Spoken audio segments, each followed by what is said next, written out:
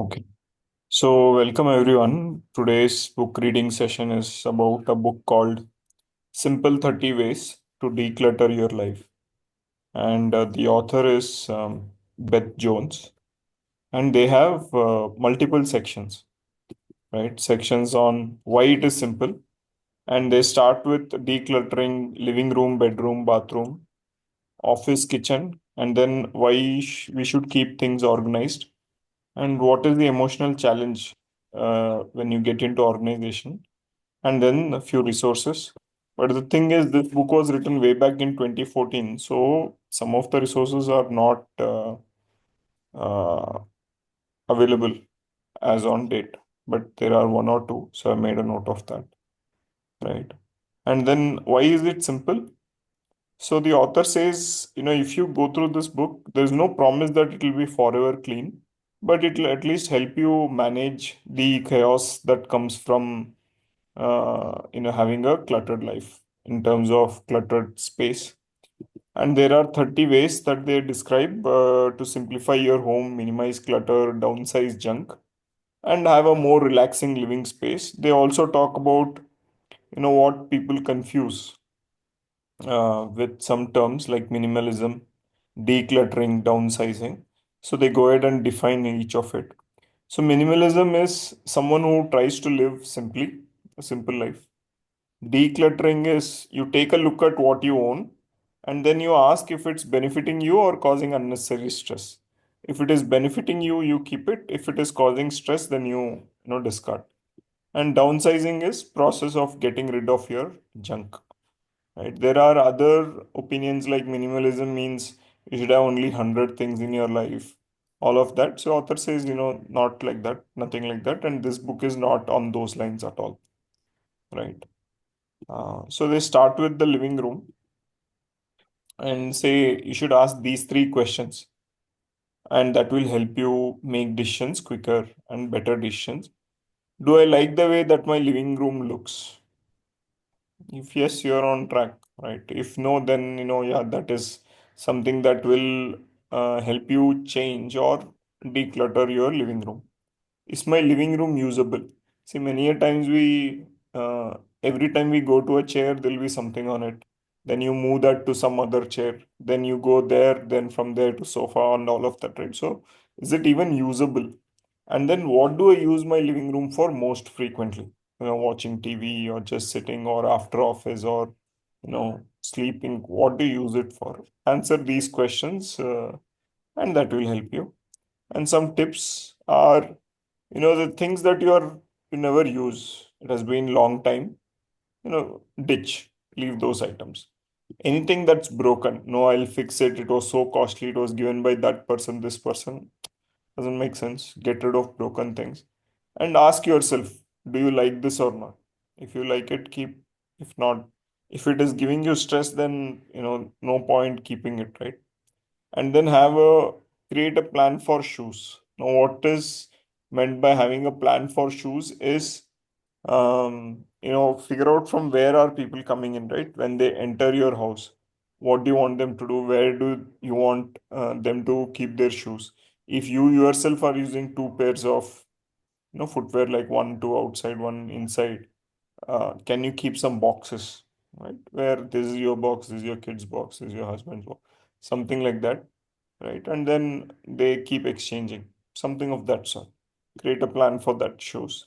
And then utilize your wall space, right? Instead of your table space. You could have nails, punched in, and then you could hang things. You could do all of those things, right? So this is about your living room. You could put keys, you could keep a notice board where you can write your list, you can pass messages to your family members, any reminders, all of that. Thereby you use the vertical space, wall space. Next, bedroom. Hiding things beneath your bed or cot doesn't make them disappear. So don't push things beneath your cot.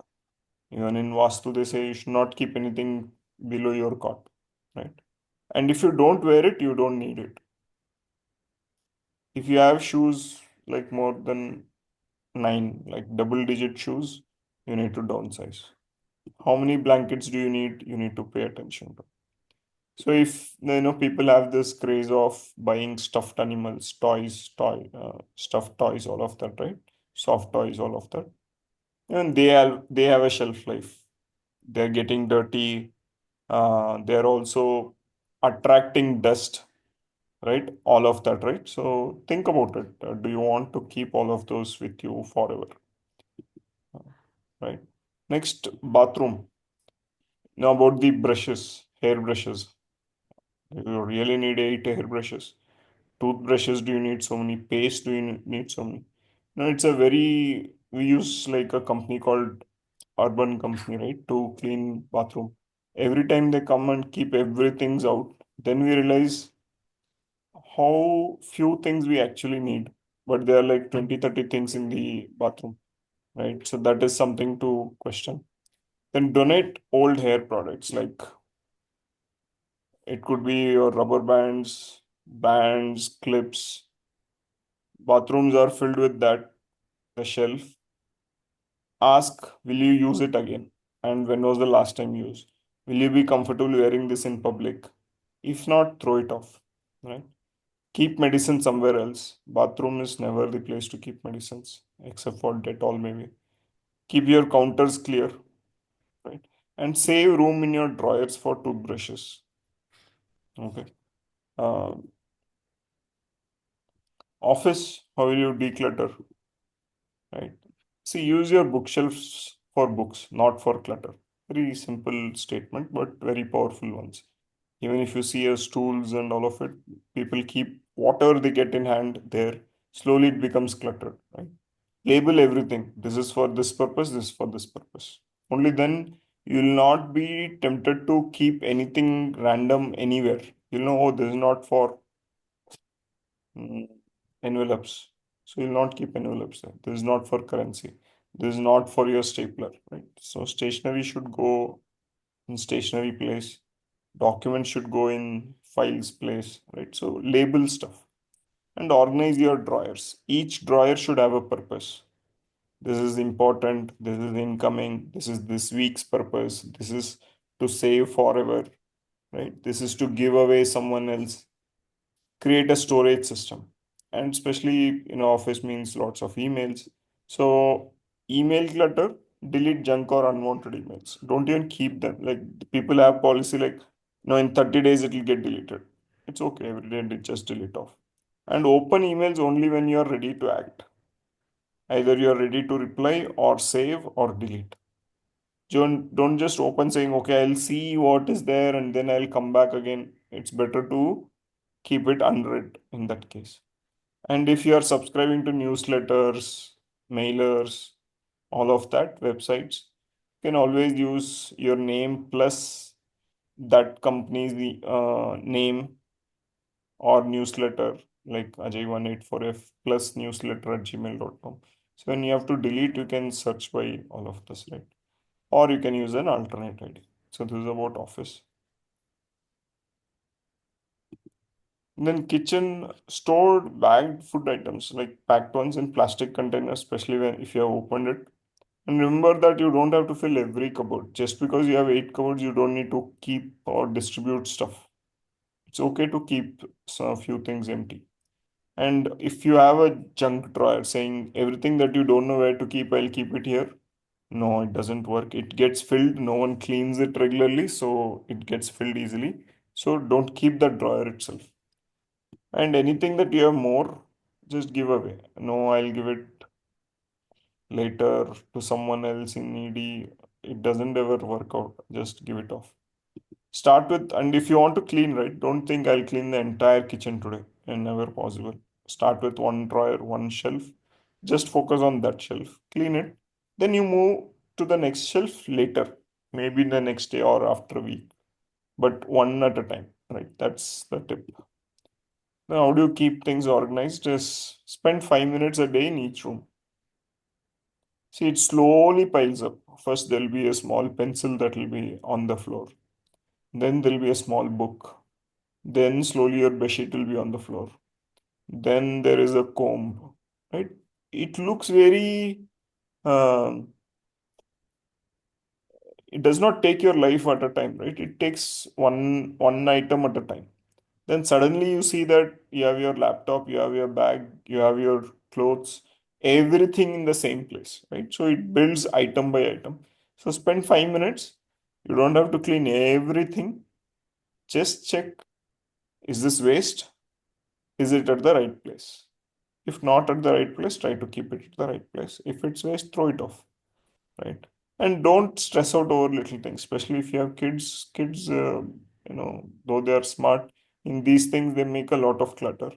And sometimes it's okay, right? You can teach them also. You can ask your family to help you. Take pictures of each room when they are super clean so that you can always compare that and say, oh, what has fell out of place? And it helps others also. What do you mean by clutter free room? And reward yourself when you actually clean stuff, right? So that is keeping things organized. And the emotional challenge of organization is you'll always have mixed emotions. Array, some person gave it to you someday when they were both of you in good mood. It's okay, it's been time, right? Remember why you started all of this, right? Do you really want to keep stuff that you had in school, right? Compared to this. So remember your goals. You started because you wanted to have a clutter-free life, right? And write how you feel. That itself brings out a lot of peace to you. Okay. That's about the emotional challenge. And resources, I've found these two good. Organizedmom.net, and they are active. That's the best part. And lifeoptimizer.org. These two were active also. So this in a nutshell is this book. Simple 30 ways to declutter your life. Any questions, thoughts, comments?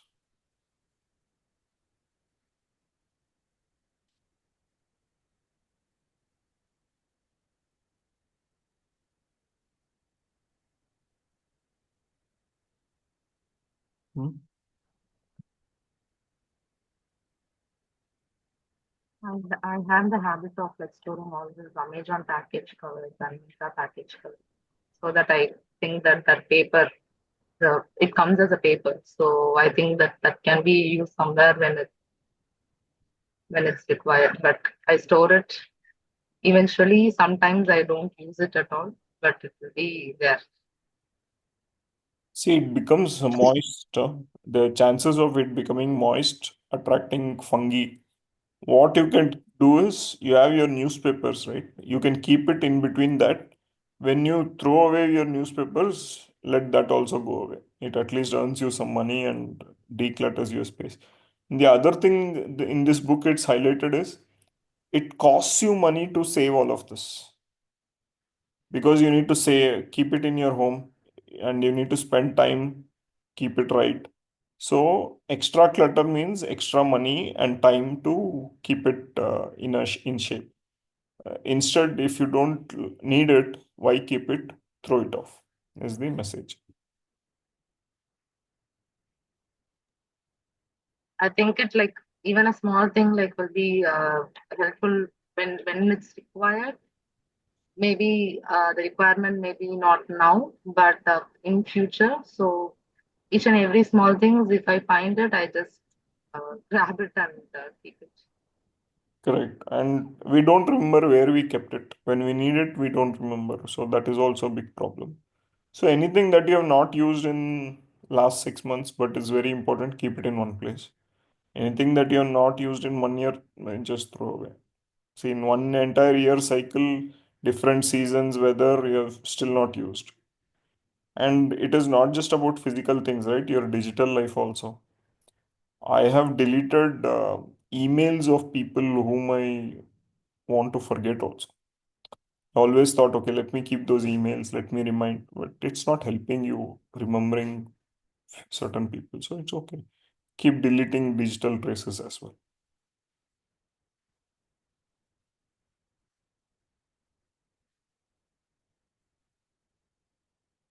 Okay. Anything else? So it's a short book. But again, as they say, right, it's not about the number of pages. It could be just one small idea in one small book. Applied diligently will change your life. So especially now with so much of information, so much of instant gratification. Oh, you can buy it in Blinkit, Swiggy, all of it. You'll keep getting stuff. So think of it. Do you really, really need? Can you organize it better? And all of that.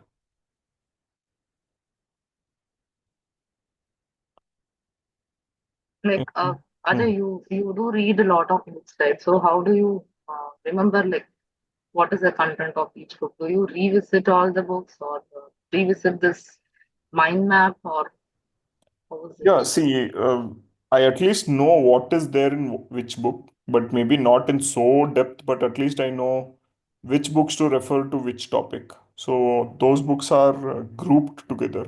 All the leadership books you will find in one place, all the testing books you will find in one place.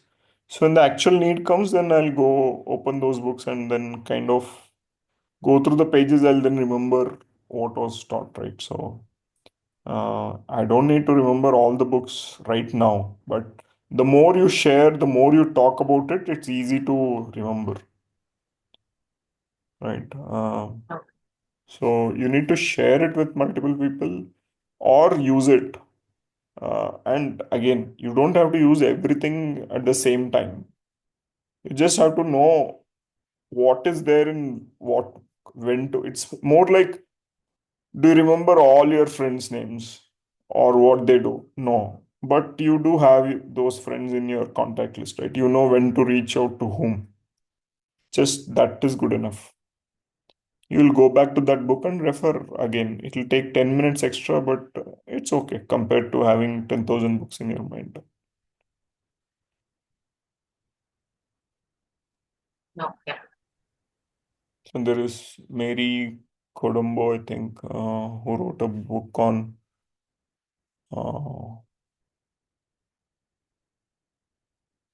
not Ikigai, but on minimalism, something like that. So just say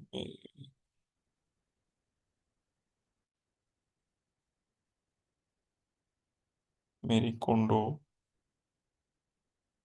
Mary Kondo books, The Life-Changing Magic of Tidying was a book by her. So now I read this book, I'll know that, oh, there's something similar to that book. Then there is one more book called Minimalism. So now three books are connected. So those three will be together, right? So now I know whenever anything about decluttering, then I'll refer one of these three books, right? So, and this year I have not maybe I bought just one book. Every month I used to buy two, three books. This year I decided I'll not buy books. I'll finish books that I've bought. But only one book I bought in 4 months now. That itself, I feel, is a great achievement towards declutter. I'm not adding more. And so that,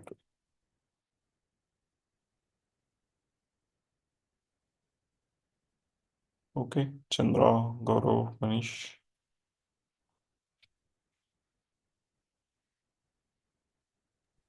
I think that 5 minute thing was good.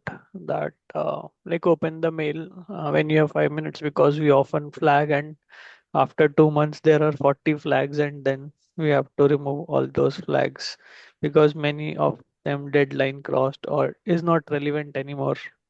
But I saw my starred emails.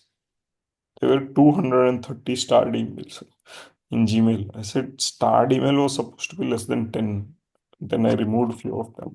I wanted to find my passport and I remember that it was in start. But why was it not coming in first page? Then I went to that start section. I saw that, oh man, there are more than 200 emails in start. Oh, this conference registration link, that workshop registration link. I was like, oh man, it's all over. Why am I still start? Remove it. So that's because when one day if you decide to clean everything, then it will be so much. But every day if you spend just 5 minutes across all these places, then it will be easier. And that's the concept.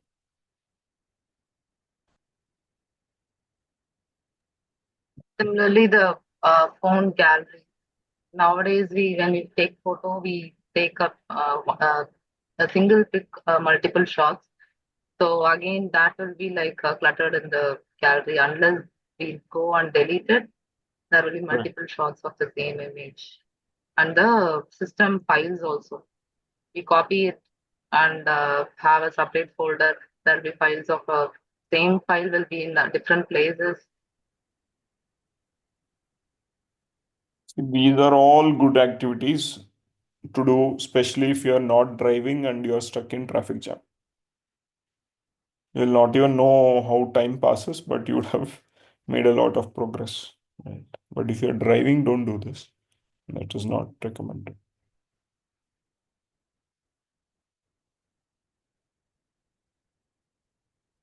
Okay.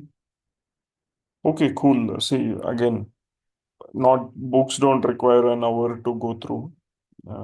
We kind of wrapped it up in like 30 minutes, less than that.